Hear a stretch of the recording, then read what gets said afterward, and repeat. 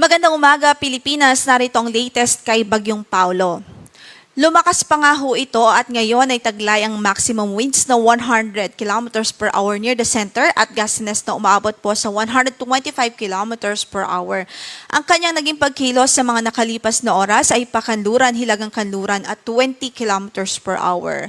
At based po sa latest available data, nakita ang sentro nito sa layong 150 kilometers silangan ng Kasiguran, Aurora. So malapit na po, napakalapit na nito sa ating kalupaan. Ilang oras na lamang ay lalapit na ang sentro sa ating landmass. At kailangan po natin tandaan na bago pa lumapit o bago pa mag-landfall, ay mauuna na pong maranasan ng ating mga kababayan dito sa Northern at Central Luzon ang kalahating parte ng diametro ng bagyo. Kaya't kaugnay dyan, based po dito sa latest radar imagery po natin, narito po yung sentro ng bagyo at approaching na po ito papunta dito sa southern portion ng Isabela o northern portion ng Aurora as its entry point. So nakikita po natin ang possible landfall ay northern portion ng Aurora o kaya naman ay sa southern portion ng Isabela. Pero bukod dyan, bukod sa landfall ay ngayon nga po as early as now, nararanasan na at nakaka-apekto na yung kalahating parte ng bagyo, ng diametro ng bagyo. Dito po sa Cagayan, Isabela, Quirino, Aurora, maging sa ilang bahagi ng Quezon Province at yung mga pag-ulan, ramdam din ho sa malaking bahagi ng Bicol Region. Based na rin sa latest track na ipinalabas po natin. So makikita nga po natin na posible ang landfall nito is ngayong umaga na rin. Today, ngayong umaga hanggang noontime, yung time range ng kanyang landfall at pinapakita din po ng ating mga models na posible po mag-west-northwestward pa rin ang kanyang movement. So tatahakin ito at magtatraverse po ito sa northern Luzon before exiting the landmass. So posible na nasa labas na po siya ng ating kalupaan mamayang hapon o gabi. And then, ang kanyang exit sa PAR, inaasahan po natin by Saturday or early morning, so madaling araw ng Sabado ho yan. Kaugnay dyan, signal number 3 pa rin, nakataas ngayon sa northern portion ng Aurora, central and southern portions ng Isabela, sa northern portion ng Quirino, northern portion ng Nueva Vizcaya, Mountain Province, Ifugao, southeastern portion ng Abra, northern portion ng Benguet, central and southern portions ng Ilocos Sur, habang signal number 3 din sa northern portion ng La Union. Ito po yung mga lalawigan o mga lugar kung saan inaasahan natin mararanasan nga po yung pinakamalakas na epekto ng hangin na dala po nitong si Bagyong Paulo.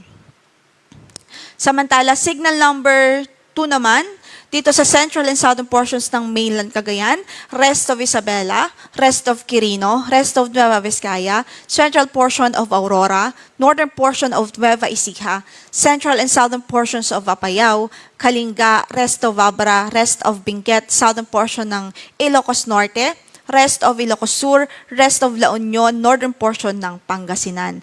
Habang signal number 1 naman sa rest of mainland Cagayan, including Babuyan Islands, rest of Aurora, northern portion of Quezon, kasama ng Polillo Islands, Camarines Norte, northern portion ng Camarines Sur, Catanduanes, rest of Apayao, rest of Ilocos Norte, rest of Pangasinan, rest of Nueva Ecija, northern portion of Bulacan, Tarlac, northeastern portion ng Pampanga, at northern portion ng Zambales. So sa mga areas na to, malaking bahagi, halos buong northern Luzon po, at halos buong Central Luzon at ilang bahagi ng Southern Luzon, nakataas ang ating signal. So sila po yung directly affected ng bagyo.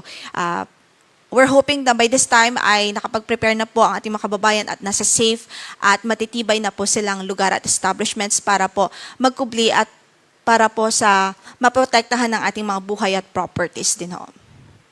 Samantala, yung ating weather advisory, in effect pa rin sa araw na ito.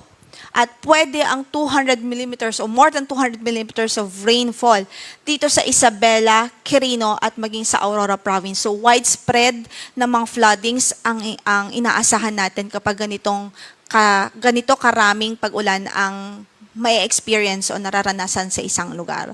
Samantalang 100 to 200 millimeters of rainfall ang inaasahan dito sa Cagayan, kasama na dyan ang Babuyan Islands, sa Apayao, Abra, Kalinga, Ilocos Sur, Mountain Province, Ifugao, La Union, Benguet, Nueva Vizcaya, Nueva Ecija at Pangasinan. So malaking bahagi ng Northern Luzon at maging ilang bahagi ng Central Luzon.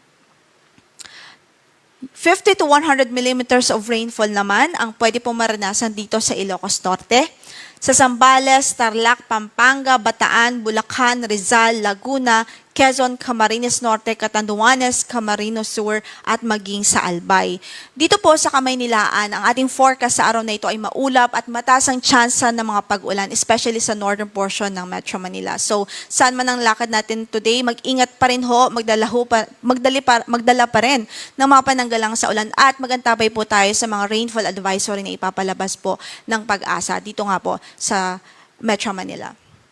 Ang gale warning natin ay nakataas pa rin sa eastern coast of Cagayan kasama ng Isabela, eastern coast of Aurora, Batanes, Babuyan Islands, northern coast of Cagayan kasama na ang Ilocos Norte at Ilocos Sur. So hindi pa rin ho ina-advise ang pagpapalaot doon, especially dahil may paparating tayong bagyo. Napakadelikado po, maalon hanggang sa napakaalon ng kondisyon ng ating karagatan doon. At para naman sa ating storm surge warning, meron po tayong inaasahan at pwede pong maranasan na 2.1 to 3 meters of wave height dito po sa Aurora, Cagayan at maging sa Isabela. So halos buong Isabela, northern portion ng Aurora at northern and eastern portion ng Cagayan province. Samantala, 1 to 2 meters naman ang pwedeng maranasan sa natitirang bahagi pa ng Aurora, sa Polillo Islands, at dito po sa Ilocos Norte, Ilocos Sur, maging sa La Union at Pangasinan.